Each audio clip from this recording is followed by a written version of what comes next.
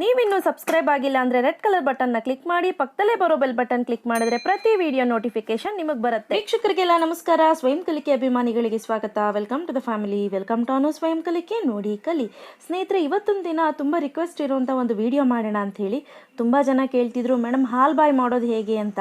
So ನನ್ನ ಒಬ್ಬರು ವೀವರು ಅವರು ಮಗುನ ಕಳ್ಕೊಳ್ಳೋ ಮುಂಚೆ ಒಂದು ಹಾಲು ಬಾಯ್ ತಿನ್ನಬೇಕು ಅಂತ ತುಂಬ ಆಸೆ ಇತ್ತಂತೆ.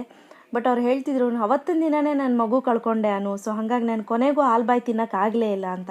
ಸೊ ತುಂಬ ಹರ್ಟ್ ಆಯಿತು ನನಗೆ ಆ ವಿಷಯ ಕೇಳಿ. ಸೊ ಎನಿವೇಸ್ ಬನ್ನಿ ಮಾಡೋಣ, ಅದಕ್ಕೆ ಬೇಕಾಗಿರುವಂಥ ವಸ್ತುಗಳು ಏನೇನು ಅಂತ ನೋಡ್ಕೊಂಬರೋಣ. ಮೊದಲನೇದಾಗಿ ಸ್ನೇಹಿತರೆ, ಒಂದು ಚಿಕ್ಕ ಗ್ಲಾಸಲ್ಲಿ, ಅಂದರೆ ಈ ಕಾಫಿ ಕುಡಿತೀವಿ ನೋಡಿ, ಆ ಗ್ಲಾಸ್ನಲ್ಲಿ ರಾಗಿನ ತೆಗೆದುಕೊಂಡು ನೀರಲ್ಲಿ ಇಡೀ ರಾತ್ರಿ ನೆನೆ ಹಾಕ್ಕೊಂಡಿದ್ದೀನಿ. ಆನಂತರ ಒಂದು 4 ಏಲಕ್ಕಿ ಅದರಲ್ಲೇ ಹಾಕ್ಕೊಂಡಿದ್ದೀನಿ, ಫ್ಲೇವರ್ ಚೆನ್ನಾಗಿ ಬಿಡುತ್ತೆ. ಆನಂತರ ಸ್ವೀಟು ನಿಮ್ಮ ರುಚಿಗೆ ಅನುಸಾರವಾಗಿ ತೆಗೆದುಕೊಳ್ಳಿ. ಆನಂತರ ಅರ್ಧ ಓಳ್ನಷ್ಟು ತೆಂಗಿನಕಾಯಿ, ಹಸಿ ತೆಂಗಿನಕಾಯಿ, ಕೊಬ್ಬರಿ ಬೇಡ, ಹಸಿ ತೆಂಗಿನಕಾಯಿ ತೊಗೊಂಡ್ರೆ ರುಚಿ ಚೆನ್ನಾಗಿರುತ್ತೆ. ಆನಂತರ 1 ಟೇಬಲ್ ಸ್ಪೂನ್ನಷ್ಟು ಗೋಧಿ, 1 ಟೇಬಲ್ ಸ್ಪೂನ್ನಷ್ಟು ಅಕ್ಕಿ.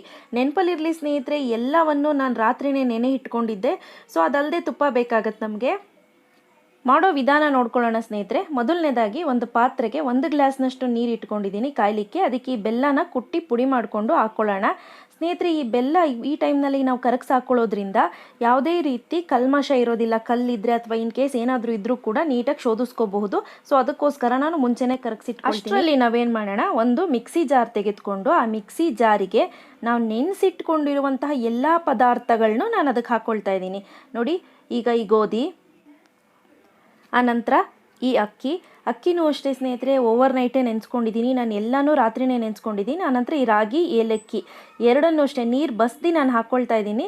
ಸೊ ರಾತ್ರಿ ನೆನೆಸಿರೋದ್ರಿಂದ ಇನ್ ಕೇಸ್ ನೀರು ಸ್ಮೆಲ್ ಬಂದಿದೆ ಅಂದರೆ ದಯವಿಟ್ಟು ಚೆಲ್ಬಿಡಿ. ಆನಂತರ ಈ ತೆಂಗಿನಕಾಯಿ ತುರಿ ಇದೆಲ್ಲವನ್ನು ಹಾಕ್ಕೊಂಡು ಸ್ವಲ್ಪ ಧಾರಾಳವಾಗಿ ನೀರು ಹಾಕ್ಕೊಂಡು ಇದನ್ನು ನುಣ್ಣಗೆ ರುಬ್ಕೊಂಬರೋಣ ಸ್ನೇಹಿತರೆ. ನೆನಪಲ್ಲಿರಲಿ, ನುಣ್ಣಗೆ ರುಬ್ಕೋಬೇಕು. ಆನಂತರ ಇದನ್ನು ನೀರೇನಿದೆ ಅದನ್ನು ಶೋಧಿಸ್ಕೋಬೇಕಾಗತ್ತೆ ನಾವು. ನೋಡಿ, ಈ ರೀತಿ ಒಂದು ಸ್ಟ್ರೈನರ್ ಇಟ್ಕೊಂಡು ಕೆಳಗಡೆ ಒಂದು ಪಾತ್ರೆ ಇಟ್ಕೊಂಡು ಈ ರೀತಿ ಹಾಕ್ಕೊಂಡು ನೀಟಾಗಿ ಶೋಧಿಸ್ಕೊಳ್ತೀನಿ ನಾನು. ಇದನ್ನು ನೋಡ್ತಿರ್ಬೋದು ಯಾವ ರೀತಿ ಶೋಧಿಸ್ತಿದ್ದೀನಿ ಅಂತ. ಕೆಳಗಡೆ ಏನಿದೆ ಅದ್ರ ಹಾಲು, ಅದು ಕಂಪ್ಲೀಟಾಗಿ ಹಾಲು ಅಂತ ಏನು ಹೇಳ್ತೀವಿ ಅದು ಕಂಪ್ಲೀಟಾಗಿ ಬರುತ್ತೆ. ನೋಡಿ, ಈ ರೀತಿ ಇಂಡಿ ನಾವು ಶೋಧಿಸ್ಕೋಬೇಕಾಗತ್ತೆ. ಮತ್ತೆ ಈ ತರಿ ಏನಿದೆ ಇದನ್ನು ಮತ್ತೆ ಆ ಮಿಕ್ಸಿ ಜಾರ್ಗೆ ಹಾಕ್ಕೊಂಡು ಅದಕ್ಕೆ ಮತ್ತೆ 1 ಗ್ಲಾಸ್ನಷ್ಟು ನೀರು ಹಾಕಿ ಮತ್ತೆ ನುಣ್ಣಗೆ ರುಬ್ಕೊಂಬರೋಣ. ಅದರಲ್ಲಿರುವಂಥ ಹಾಲು ಕಂಪ್ಲೀಟಾಗಿ ನಮಗೆ ಬೇಕಾಗುತ್ತೆ.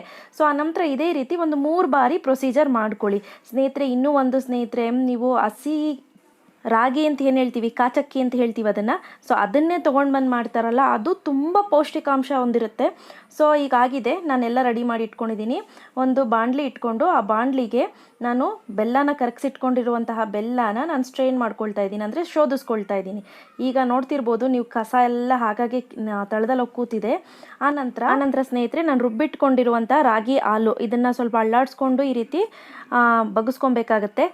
ತಳದಲ್ಲಿ ಹೋಗಿ ಕೂತ್ಬಿಟ್ಟಿರುತ್ತೆ. ಆನಂತರ ಸ್ನೇಹಿತರೆ, ನೆನಪಲ್ಲಿರಲಿ, ನಾವು ಕೈ ಬಿಡದ ಹಾಗೆ ತಿರುಗಿಸ್ಕೋಬೇಕು ಸ್ಟಾರ್ಟಿಂಗು, ಯಾಕಂದರೆ ಗಂಟು ಕಟ್ಟೋ ಚಾನ್ಸಸ್ ಜಾಸ್ತಿ ಇರುತ್ತೆ ಸ್ನೇಹಿತರೆ. ಇದನ್ನು ಯಾವುದೇ ರೀತಿ ವಯೋಮಿತಿ ಇಲ್ಲದೆ ಎಲ್ಲರೂ, ಬಸ್ರಿ, ಬಾಣಂತಿ ಯಾರಾದರೂ ಪರವಾಗಿಲ್ಲ, ಎಲ್ಲರೂ ಕೂಡ ತೆಗೆದುಕೋಬೋದು. ಮತ್ತು ದೇಹಕ್ಕೆ ಒಳ್ಳೆಯದು, ಪೌಷ್ಟಿಕವಾದಂಥ ಆಹಾರ ಅಂತಲೇ ಹೇಳ್ಬೋದು ಇದು. ಎಸ್ಪೆಷಲಿ ನೀವು ಇದನ್ನು ಮೊಳಕೆ ಬರ್ಸಿ ಮಾಡಿಸಿದ್ರಂತೂ ಇನ್ನೂ ಚೆನ್ನಾಗಿರುತ್ತೆ. ಆ ಕಾಚಕ್ಕಿ ಅಂತ ಏನು ಹೇಳಿದೆ, ಹಸಿ ಬಂದಿರುತ್ತಲ್ಲ, ತೆನೆ ಬಂದಿರುತ್ತಲ್ಲ, ಆ ತೆನೆಯಲ್ಲಿ ಮಾಡಿದ್ರಂತೂ ನಿಮಗೆ ಇನ್ನೂ ತುಂಬ ಒಳ್ಳೆ ಬೆನಿಫಿಟ್ ಸಿಗುತ್ತೆ. ಈಗ ಮಿನಿಮಮ್ ಅಂತ ಅಂದರೂ 10 ರಿಂದ 12 ನಿಮಿಷಗಳ ಕಾಲ ಚೆನ್ನಾಗಿದನ್ನು ಬೇಯಿಸ್ಕೋಬೇಕು ಸ್ನೇಹಿತರೆ. ನೆನಪಲ್ಲಿರಲಿ, 10 ರಿಂದ 12 ನಿಮಿಷಗಳ ಕಾಲ ಆವಾಗ ಕೈ ತಿರುಗಿಸ್ತಾ ಇರಿ. ಕೈ ಬಿಡ್ತು ಅಂತ ಅಂದರೆ ಅದು ಒಂಥರ ಆಗಿಬಿಡುತ್ತೆ. ನೋಡ್ತಿದ್ದೀರಲ್ಲ ಕನ್ಸಿಸ್ಟೆನ್ಸಿ ಯಾವ ರೀತಿ ಆಗ್ತಿದೆ ಅಂತ. ಮೇಡಮ್ ಹಾಕಿದ ತಕ್ಷಣ ಗಟ್ಟಿಯಾಗೋಯ್ತು ಮೇಡಮ್ ಅಂತ ಅಂದರೆ, ನಿಮಗೇನಾದರೂ ಆ ಗ್ಲಾಸಿನೆಸ್ ಬರ್ತಾ ಇಲ್ಲ ಅಂತ ಅಂದಾಗ ಬೇಕಂದರೆ ನೀವು ಇನ್ನೂ 1 ಗ್ಲಾಸ್ನಷ್ಟು ನೀರು ಹಾಕ್ಕೊಂಡು ಚೆನ್ನಾಗಿ ಕುದಿಸಿ ಆ ನಂತರನೇ ನೀವು ಏನು ಹಾಲು ಬಾಯಿ ಮಾಡ್ಬೋದು. ನೋಡಿ, ಈಗ ಚೆನ್ನಾಗಿ ಕುದೀತಿದೆ. ಅಷ್ಟರಲ್ಲಿ ನಾನು ಏನು ಮಾಡ್ತೀನಿ, ಒಂದು ಪ್ಲೇಟ್ಗೆ ತುಪ್ಪ ಸವರ್ಕೊಂಡ್ಬಿಡೋಣ ಸ್ನೇಹಿತರೆ. ಇಲ್ಲಿ ನಾನು ನಿಯರ್ಲಿ 1/4 ಟೀ ಸ್ಪೂನಷ್ಟು ತುಪ್ಪನ ಹಾಕಿ ನೀಟಾಗಿ ಸವರಿ ಇಟ್ಕೊಂಡಿದ್ದೀನಿ. ಆನಂತರ ಸ್ನೇಹಿತರೆ ನೋಡಿ, ಈ ಥರ ಕನ್ಸಿಸ್ಟೆನ್ಸಿ ಬಂದಿದೆ, ಫುಲ್ ದಪ್ಪ ಆಗಿದೆ. ಈಗ ಇದಕ್ಕೆ ಇನ್ನೂ ಒಂದು 3 to 4 ಮಿನಿಟ್ಸ್ ಆಗಬೇಕು. ನೋಡಿ ಯಾವ ಕನ್ಸಿಸ್ಟೆನ್ಸಿ ಬಂತು ಅಂತ. ಈ ಕನ್ಸಿಸ್ಟೆನ್ಸಿ ಬಂದ ತಕ್ಷಣವೇ ನಾನು 1 ಟೇಬಲ್ ಸ್ಪೂನ್ನಷ್ಟು ತುಪ್ಪ ಹಾಕ್ಕೊಳ್ತೀನಿ. ಸೊ ಇದು ಇನ್ನೇನು ಆಫ್ ಮಾಡೋ ಟೈಮು. ಸೊ ಈಗ ಇದನ್ನು ಸೈಡ್ಗೆ ಎತ್ತಿಟ್ಕೊಳ್ಳೋಣ ಆಫ್ ಮಾಡಿಬಿಟ್ಟು. ಒಂದು ಪ್ಲೇಟ್ ಇದೆಯಲ್ಲ, ಆ ಪ್ಲೇಟ್ಗೆ ತುಪ್ಪ ಸವರಿಟ್ಕೊಂಡಿದ್ವಲ್ಲ, ಆ ಪ್ಲೇಟಿಗೆ ನಾವು ಮಾಡಿಟ್ಕೊಂಡಿರುವಂತಹ ಹಾಲು ಬಾಯಿನ ಹಾಕ್ಕೊಳ್ಳೋಣ. ಈ ಅನ್ನದ ಕೈ ಅಥವಾ ರೊಟ್ಟಿ ಕೈ ಅಂತ ಏನು ಹೇಳ್ತೀವಿ, ದೋಸೆ ಎತ್ತೋ ಕೈ, ಅದಕ್ಕೇ ಸ್ವಲ್ಪ ತುಪ್ಪ ಸವರ್ಬಿಟ್ಟು ಮೇಲ್ಗಡೆ ಈ ರೀತಿ ಸಮತಟ್ಟು ಮಾಡ್ಕೊಂಬಿಡಿ. ಅಂದರೆ ನೀಟಾಗಿ ಸ್ಪ್ರೆಡ್ ಮಾಡ್ಕೊಳ್ಳಿ. ಆ ನಂತರ 2 ಅವರ್ ನೀವು ಹಾಗೆ ಆರ್ಲಿಕ್ಕೆ ಬಿಡಬೇಕು. 2 ಅವರ್ ನಂತರ ನಾನು ಕಟ್ ಮಾಡ್ತಾ ಇದ್ದೀನಿ ನೋಡಿ ಇಲ್ಲಿ. ಸೊ ಈಗ ನೀಟಾಗಿ ಕಟ್ಟಾಗ್ತಾ ಇದೆ. 2 ಅವರ್ ಬಿಟ್ಟಿಲ್ಲ ಅಂದರೆ ಅದು ಕಟ್ಟಾಗೋದಿಲ್ಲ, ಕಚ್ಕೊಳ್ತಾ ಇರುತ್ತೆ. ನಿಮ್ಗೆ ಯಾವ ಶೇಪ್ ಬೇಕು ಆ ಶೇಪಲ್ಲಿ ನೀವು ಇದನ್ನು ಧಾರಾಳವಾಗಿ ಕಟ್ ಮಾಡ್ಕೋಬೋದು. ನೋಡಿ ಈಗ ನಾನು ಒಂದೊಂದೇ ಎತ್ಕೊಂಡು ತೋರಿಸ್ತಾ ಇದ್ದೀನಿ.